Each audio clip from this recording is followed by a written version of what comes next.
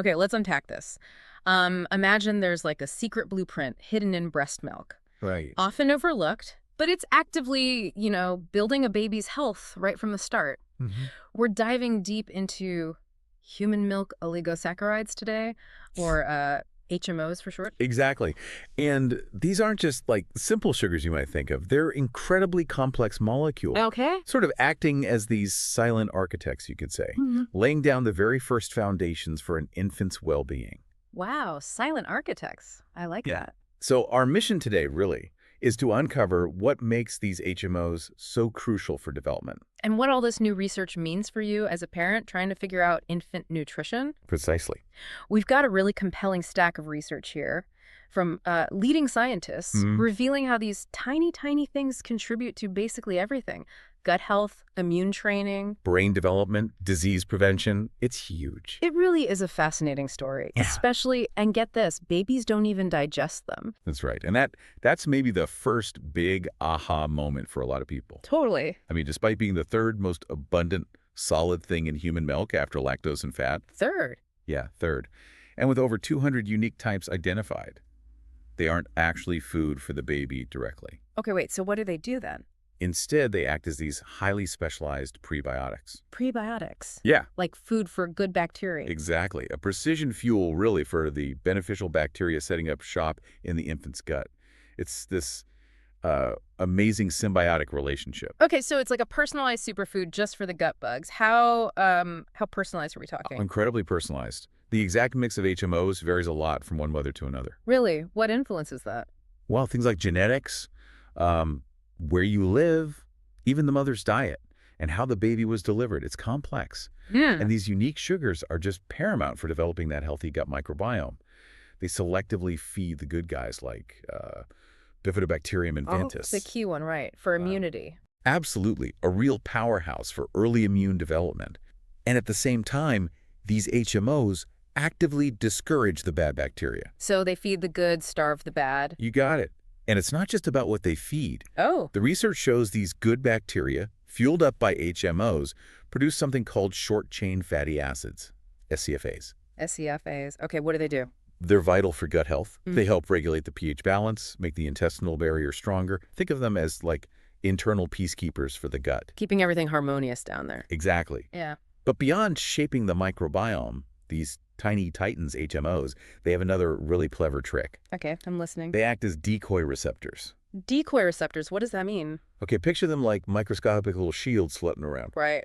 They stop harmful pathogens, Mm-hmm. the bugs that cause nasty infections like diarrhea, Hmm. even fungi like candida. They stop them from latching onto the baby's delicate gut lining. No way. Yes. Instead, the pathogens bind harmlessly to the HMOs, and then they just get flushed out of the system, passed right through. That's an incredible defense mechanism. They're literally intercepting threats before they can cause trouble. Pretty much, yeah.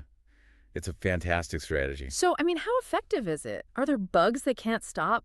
Well, it's a robust system, for sure. Studies show they offer significant protection against a whole range of microbes, things like Campylobacter, E. coli, rotavirus, norovirus. The usual suspects for tummy bugs.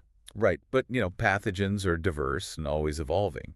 So the decoy strategy is just one part of a bigger immune picture. It's not a silver bullet on its own, but HMOs are definitely a major player, Okay, that makes sense. It's one layer of protection. a very important layer. Now, beyond keeping bugs away, something every parent thinks about is brain development. How do HMOs fit into that? Ah, yes. This is really intriguing. There's a specific type called sialylated HMOs. Okay. These seem to act as essential building blocks for brain components, things called gangliosides and glycoproteins, which are absolutely critical for cognitive function. Building blocks for the brain, directly from milk sugars. It appears so. And some emerging research is even starting to link specific HMOs to things like better language skills and cognitive scores in infants. Oh. It really suggests these sugars that nurture the gut are also somehow feeding the developing brain. That's remarkable. Tiny sugars impacting language. Okay, Yeah. so what about parents who use infant formula? Are HMOs in formula too? That's a great question, and it's a rapidly evolving field. Historically, formulas used different kinds of oligosaccharides, not HMOs. Right. But thanks to advances in bioengineering, several key HMOs, like 2-IFL and LNT are two common ones, are now being produced safely and added to infant So formulas. science is catching up. It's trying. Yeah. And clinical trials are showing positive results. Formulas enriched with these specific HMOs can lead to gut bacteria profiles in babies that look much closer to those of breastfed infants. That's encouraging. And some studies even show they might help reduce common infections, similar to the effects seen with breastfeeding. So, okay, while nothing can perfectly replicate the, complexity and sheer individuality of human milk, No, not perfectly. science is making some really significant strides. It's bridging that gap, offering reassuring options for parents. Absolutely. And the research just keeps going. Scientists are constantly finding new HMO structures, figuring out new functions, Always more to learn. always. But what's really compelling here, I think, is just how these tiny, incredibly complex sugars have such a massive, multifaceted role, Yeah. setting up a child's health for life, really, Yeah. whether it's through breast milk or these increasingly sophisticated formulas. But perhaps this whole deep dive just shows us that sometimes the smallest things in nature, these unique little components, hold the biggest secrets to healthy development. Well said. It's a powerful reminder, isn't it, that there's still so much more to discover about tailoring nutrition perfectly for our little ones. We're constantly pushing the boundaries of what we even thought was possible.